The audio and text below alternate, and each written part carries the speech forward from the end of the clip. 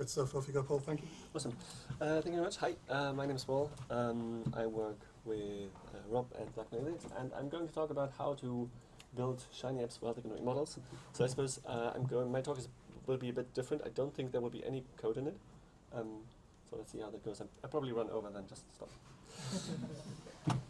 Right, so I don't need to convince you that there are tremendous advantages building your models in R compared to Excel, but we are all aware that there is a bit of a barrier because not everyone can access these models if they're not familiar with R, if they can't program, then of course certain stakeholders just can't interact with the model directly. And so this is why we are sometimes using Shiny. You should all be familiar now with that. So it's a package that allows us to wrap the entire health economic model in a interactive user interface and deploy it online, so other stakeholders can just directly engage with the model and they can play around with the slider and run different scenarios and see what the outcomes are. Now, I'm not going to talk about how to actually do that. That was covered in a previous talk in Alpha HTA, and Rob and I, we have published a paper where you can kind of get the tutorial on the different steps on how to take your model code and deploy a Shiny app with it. What I want to talk about is how to actually design the user interface. So Shiny comes with many very useful templates, and they go, like, you can do many different things with it, but sometimes you may want to go beyond that and deploy something a bit more custom, a bit more fancy. And I first started working on this when I tried to build a survey platform using Shiny, and Shiny is, like, the templates are obviously not built for that, and so I had to kind of dig into how to actually make this happen. And I learned two things. So the first thing I had to learn was CSS. So CSS is kind of the code, the style code that your browser needs to know what the different elements look like, right? So what color a button has, the width, the height, where on the page it should be displayed, margins and so on.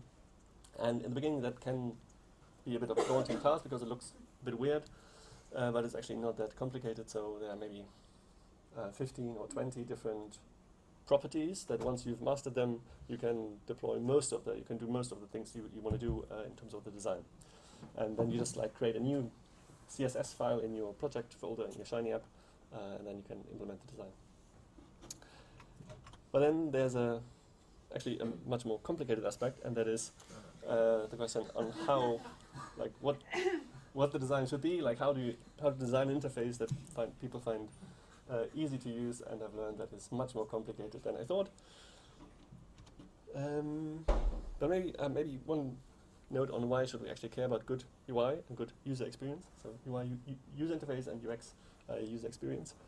One very famous example on the impact that the user interface, the design can have, is from the Obama campaign from 2008, where the marketing team came up with that was the website to raise funds, and so they asked people to put in their email address. And so the picture on the left is kind of the reference case that they thought this is the best way to do the marketing. But then they iterated and they tried many different versions of the button. So instead of signing up, you can say all sorts of different things. They ran kind of A/B tests, and eventually they found that a different picture, and instead of sign up, saying learn more, led to a 41% higher conversion rate, which ultimately led to $60 million more in donations. So huge impact. And also, if you use the checkout form on Amazon, you can be sure that every tiny detail of this form is highly optimized. So probably millions of dollars has been spent on R&D to make every tiny aspect work perfectly. And yes. Now, in health economics, I don't think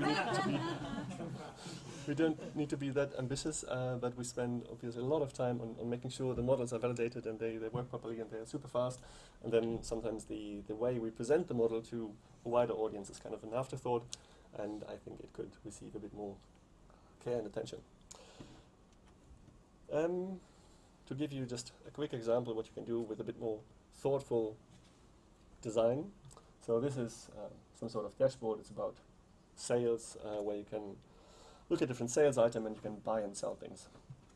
And so this is just a lot of numbers, and it looks a bit chaotic. It's not entirely clear what the focus of the page is, and the only thing that stands out is maybe the buy and sell buttons. Now, with a few minor tweaks, it can not working anymore.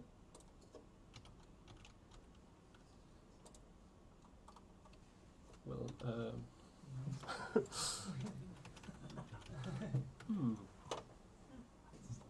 Can I do something to? I guess stop sharing. How do I? So, I can't even. Nothing's happening. Let's try stop sharing. Go back. Get rid of that. Oh, we're back here? Yes. Yeah. Okay. Sorry, I've ruined your surprise. Okay, share screen. Cool. Yes. Okay. Yes. Now the big reveal. Yes. So with a few minor tweaks, you can do this, and this looks much cleaner, and it's a clear focus, and it's for the user much easier to scan what's on the page, and it gives a much better idea on, well, what am I supposed to do, what information is important to me. And it actually takes a few kind of design tweaks. It's very easy to implement, and I think has a huge benefit to the user experience. Now, how do we do that? Obviously, I haven't invented these methods. Web designer use them all the time, and I'm definitely not an expert in any of those, but I thought I'd give you a brief overview of what kind of methods you may want to consider using to make your UI better. Broadly speaking, there are 5 steps: conceptualization, creating a wireframe, creating a mockup, feedback and testing, and then deploying the prototype. Now, in the conceptualization phase, you ideally start with thinking of your target audience. So who is supposed to use the app? Web designers sometimes recommend being very particular and creating actual personas. So you say, you create a person that is called Alice. She works at NICE. She's 30 years old. She plays tennis and listens to classical music, to then be able to make. So ideally, this helps you to make decisions much easier. What kind of features are and aren't useful for Alice? If you think about a specific person instead of like a vague abstract group. And then you should potentially think about all the different things that Alice wants to achieve on the website. So what are the goals that Alice has? What are the tasks that she needs to complete on your application to achieve her goal? And then kind of map all the different steps that Alice takes through your application. Now, once you have a good initial understanding of what Alice wants to do, you can start creating a low fidelity wireframe. So that is kind of a rough sketch. What should the app look like? What are the different elements that you want to display? How could you present them? You can use a whiteboard or paper for that. You can create kind of a sketch in PowerPoint. And what's very popular among web designers is Figma. It's an online tool where you can create kind of these concept wireframes and try to arrange different information and just try to explore different variations, how to kind of establish a good information hierarchy. Now, once you have an idea of what could potentially work, you can create a more high-fidelity mock-up, so that is kind of making the elements look as they would appear in the actual application. So here, for example, you can explore different styles, like should the buttons be round, should they have sharp edges, what colors should they be. You can put together an entire page to see what will the page look like. Does it work? Does it make sense to users? And you can also just create the entire storyline, so create a mock-up of all the different pages that your application should show, all the different states, to then get feedback from users if they understand what's going on, and potentially save time. However, what we found is that if you just show pictures to people, they sometimes find it difficult to really engage with the problem and really understand like what they're supposed to do. And if you give them kind of a prototype where they can move things around and something's happening, then this often elicits much better feedback. Yes, and then there are potentially many cycles of feedback and user testing. Although I should say receiving feedback on a user interface is always a bit of a challenge, because what tends to happen, so people are very good at spotting issues. If something is missing, if something is confusing, they're very good at identifying the issue, but then they always have suggestions ad hoc, and those rarely improve the overall UI in the long run. Yes, and so one quick example from an actual project that we had. So this was supposed to be one input in a budget impact model, and we wanted to model the years until peak market share of a new drug, and then we wanted to model kind of the market share over time. And underlying this curve, there are all sorts of assumptions, but we thought, well, the user, we only want to give them the key assumption, that is, how many years until peak market share.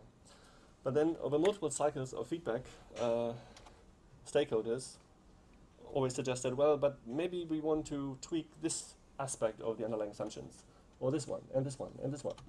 And in the end, we ended up with this component, which, well, is very hard to use and very confusing. And at this point, you should probably just throw it away and start from scratch on what should the component look like and what is a good interaction.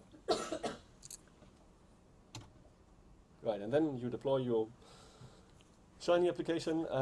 It's always useful to keep in mind that even if you think it's a final version, there will always be some bugs that are only found afterwards, and there will always be some adjustments needed to be made to the UI, and so it's good practice to document properly to be able to maintain it. Right. If I have a bit more time. Yes. 5 quick practical tips on how to improve your UI, something that I found some Shiny apps could do to make it look better very quickly. First one, make text easy to read. So no one on the internet wants to read like large blocks of text. And so what you can do if there's a lot of text, you can first of all just make the line width smaller. So people prefer to read like more narrow paragraphs and just create much more space. If you read online newspapers, you will see that there's a lot of space. Often every sentence is its own paragraph. There's just it makes it easier to scan the entire text. But if you can, just keep it short, because long texts are probably not read anyway. Don't overuse colors. So I guess the general recommendation is to just use 1 or 2 different colors in your Shiny application or in an interface. If you need more colors, you can create different shades of one color. So at the bottom, you have kind of a darker and a lighter version of the blue. That makes the interface just much cleaner and easier to use. A tool that is very useful for that is from Adobe. There's a color wheel where you can create your own color palette and try different colors. Use loading indicators. So whenever your model does not put out an output instantaneously, you should show your users that something is happening. Otherwise, they click the button, they think, oh, it's not working, and they click the button again, and that just like makes the user experience worse. And so always show something that indicates progress. If it takes longer than 5 seconds, I recommend you show some progress, because if people see like a spinning indicator for 5 or 10 seconds, they will still assume it's broken. And if you give them some feedback on how long they have to wait, they can be useful. Try different screens. So this is a Shiny app that I built on my laptop. This is how it looks on my laptop. If you have a smaller screen and a low resolution, it looks like this. Yeah. And it's terrible. And if you try to use it on a mobile phone, it's completely unusable. And to make this actually work on all different sorts of screens takes a lot of work, and it's not always feasible. But I guess it's you can try to just like move the width of the browser just to see if there's something quick and easy you can do to improve the overall aesthetics.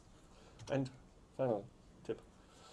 Do one thing well, not 10 things poorly. So there's a temptation just to take all the inputs that your model has and all the outputs and map them onto Shiny application, and that is rarely a good idea. And so it's really useful to focus and prioritize where you think what you think is most important, and that makes UI better. I think that's it. Thank you.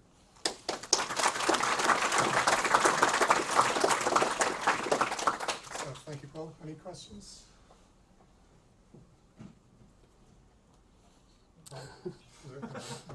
On the one of the things I tried to do before is the animated rendering of the plots and the spinners to try and get them to work properly.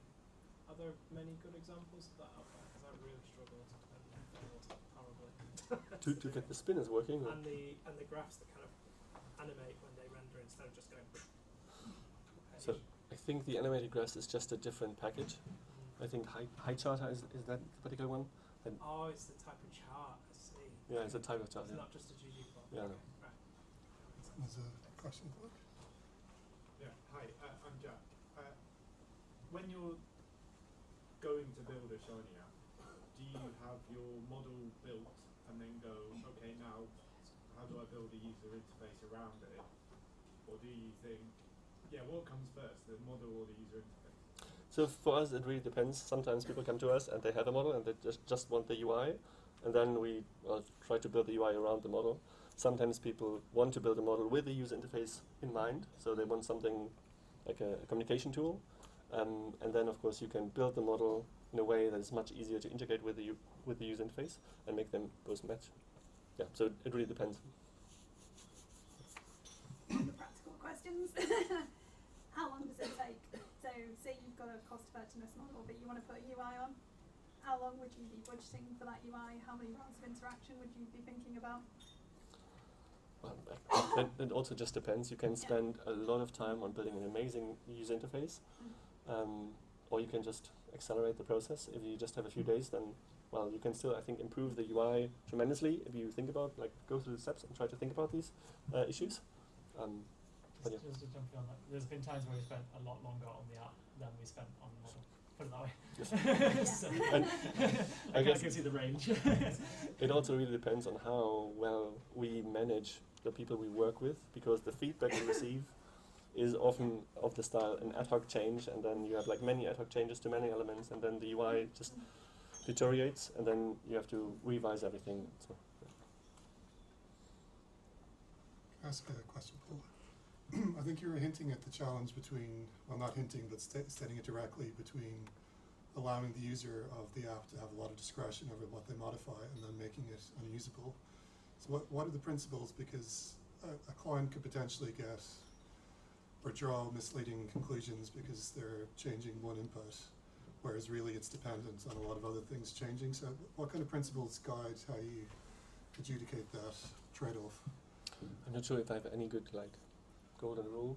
So what we sometimes do is, if we think it's important to give users all the flexibility to change everything, we sometimes just focus the main UI on just the key inputs, maybe 4 or 5, but then have like a bit of an expert, like an advanced tab, where you can access all the different inputs, but just a bit more hidden away. So if you actually want to use it, you can, but otherwise you're not distracted. Are there any, say you talk about going from screen size to screen size, being incorporated with that problem a lot recently. I'm just wondering if there are any packages or maybe like key bits of CSS that you know of or you focus on when it comes to sizing between, I guess I'm particularly struggling with figures and text. Problem. Tips there. I'm not sure. So what I can say, there are actually CSS frameworks, so packages that package your CSS code in different classes that you can reuse in your Shiny app. So one is Bootstrap, that is quite popular. The other one is Tailwind, and there are others that kind of help you to define responsive classes. So they have built-in components where you can specify on the element directly. If your screen is small, then display it in this way. If your screen is big, display it in a different way, and that makes it much quicker to implement the responsiveness. Yeah. Thank you. Time for one super quick question. A quick suggestion. When you're developing for multiple sizes, I would probably start always for the more restrictive one. Always start programming with the restrictive mindset. And in that way, whenever you expand the screen, at least it will show something that kind of makes sense. It might not be the prettiest, but at least you have something that makes sense. Yes, very good. Good stuff. Thank you, everyone. Thank you, Paul.